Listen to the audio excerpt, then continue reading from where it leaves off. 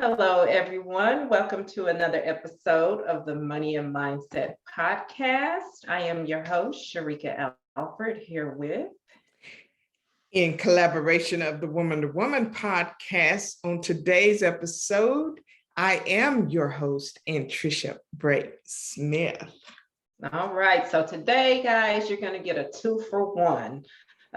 We're going to do a collab between the Money and Mindset podcast and the Woman to Woman podcast, which they're both excellent podcasts that you should be listening to on the regular. Anyhow, let's move on. Today, we're going to talk about overcoming poverty mindset. The way we think about money has a huge influence on our ability to create wealth, or in some cases, it's blocking our ability to create wealth. So today we're going to talk about that and talk about some ways that we can overcome that cycle of that poverty mindset, or as I like to refer to as stinking thinking. Mm-hmm. So, absolutely. Go ahead. Absolutely. I like the way you put that. When we think of poverty, we look at poverty and equate it to just money. But we know that poverty is more than money. And when you say stinking thinking, it's just that. But we only know what we know. And so when we don't think outside the box, or we don't use our creativity to create new realms in our life, then that's what keeps us at a level of poverty, a lifestyle, choices that we make. Not only that, but the inability to manage money, the inability to make wise decisions for our life and to overcome situations, even though we may be placed in a particular environment. So I like the way you put that, the stinking thinking, because basically when you look at poverty and you break it down, that's what it boils down to. It all boils down to the mindset. Absolutely. Has nothing at all with anything else, but has everything to do with everything else, because it is the mindset. Absolutely. That is so true.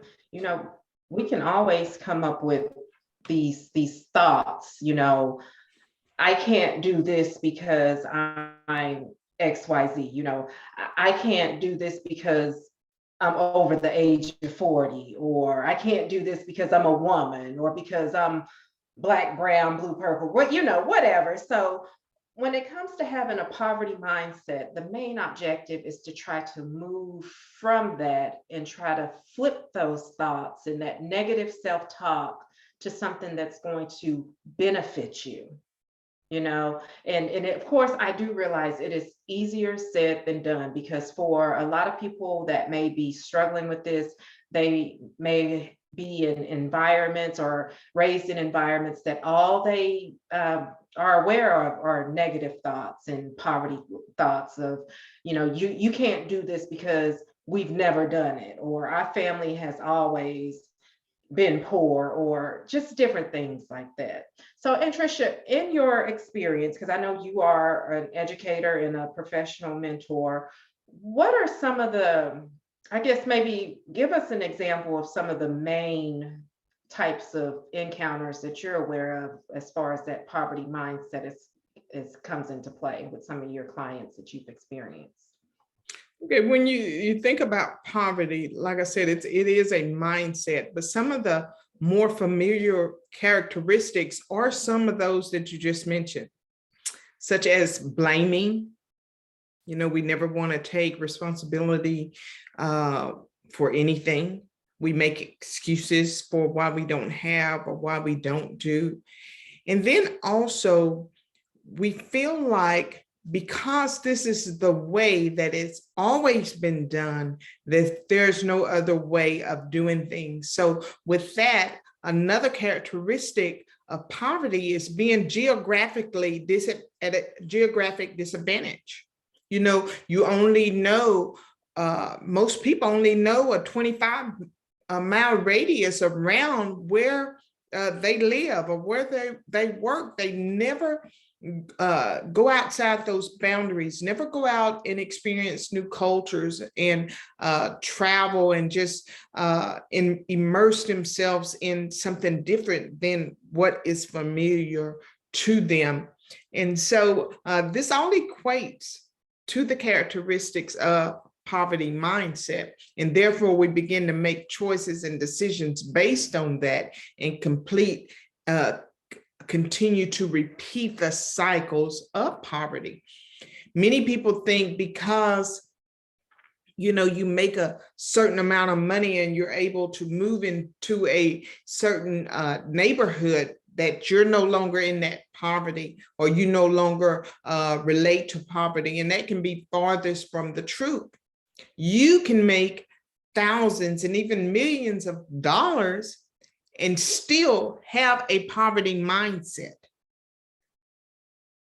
It's right. All about the mindset. It has nothing to do with the amount of dollars. Yet you can be poor as Joe's turkey, as mother used to say, and still have some level of intelligence and a mindset that even though you don't have much, you manage it well enough and you make decisions not based on your circumstances, but based upon your mindset. Right. Yeah. And a big part of that, like we've mentioned before, is growth, the growth aspect. And I like how you brought out the traveling outside of what you're familiar with. That's one thing I will say I admire about you. I always tease you and say you're a road runner, but I will say even the trips that we've gone on in the past, and some of them we even included the family, the kids, those were not only fun, but they were educational. Absolutely. Because they did help broaden our horizons and help us to see things that otherwise we would not have otherwise seen. So now that we kind of know what that poverty mentality looks like, what are some of the ways to overcome that? And I will say, for one, we've said it before, is education. Mm-hmm. It does not have to be a formal education. You don't have to spend a whole lot of money to go get a degree in certain areas, but you can just educate yourself by picking up a book or listening to a book, just start there, educating yourself. Absolutely. And that's one of the most important things is education. That knowledge is what draws you out of situations. That knowledge helps you see from many different perspectives rather than just a limited perspective, which is a poverty mindset, just the average. You only have to do a little bit more to overcome mediocrity, which is poverty. You only have to know a little bit more. You only have to make one decision outside of the norm to overcome that. And many of us, we make that hard. So educating yourself is definitely a way of overcoming a poverty mindset. And another way of overcoming a poverty mindset is to listen to positive content.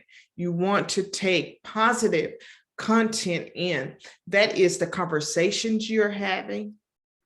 If the conversations you have from day to day is always about who got shot or who died or who's doing bad in their relationships or who didn't make it, didn't pass their test, whatever.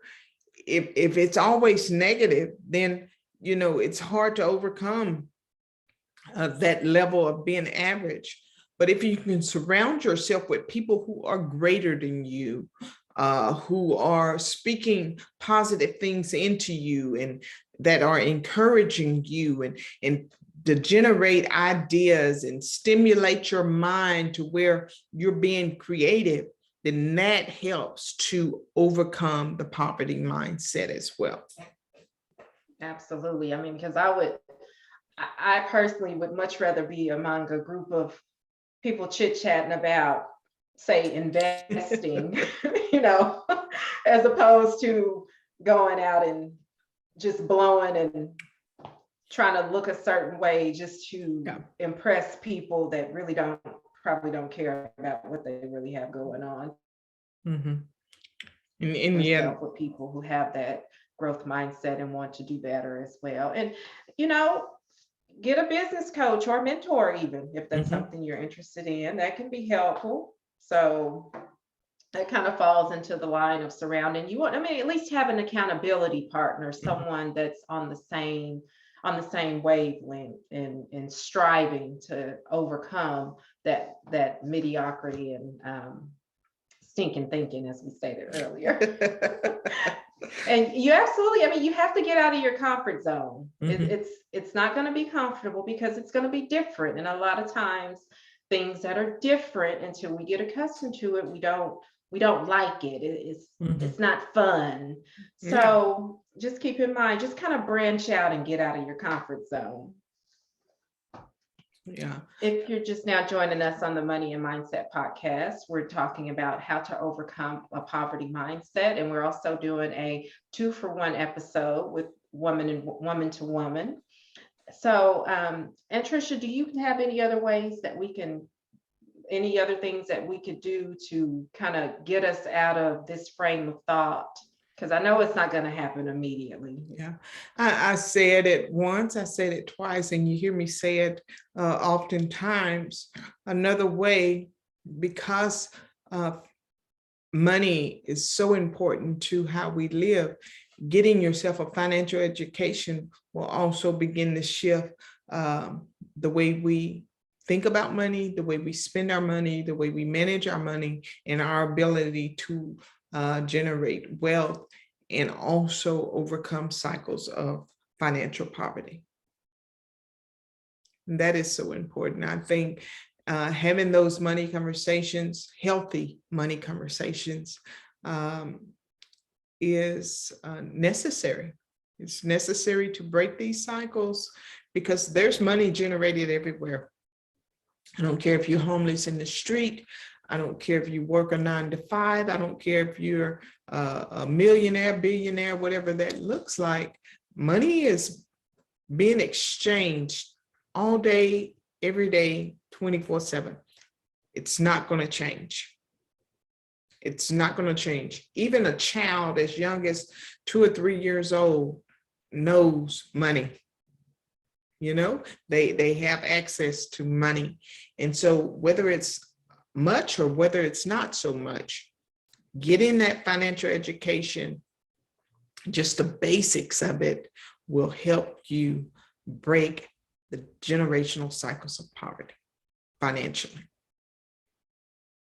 Yes, and as you're doing that, again, keep in mind that just because you were raised a certain way, hearing certain things, for example, like money is the root of evil, of all evil, things like that, that's not true.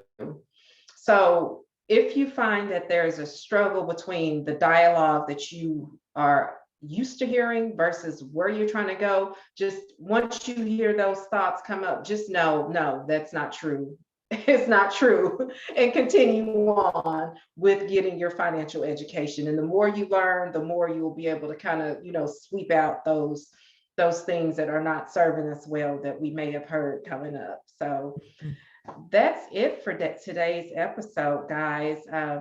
Thank you for joining us on the the Money and Mindset podcast and the Woman to Woman podcast. This is episode 7 for the Woman to Woman podcast and 10 for Money and Mindset. And it also concludes our season 4 of the Money and Mindset podcast. So if you guys have questions or if there are topics that you would like for us to discuss in the upcoming season, do send us an email to moneyandmindsetpodcast@gmail.com and let us know what's on your mind. And thanks again, guys. Until next time, take care.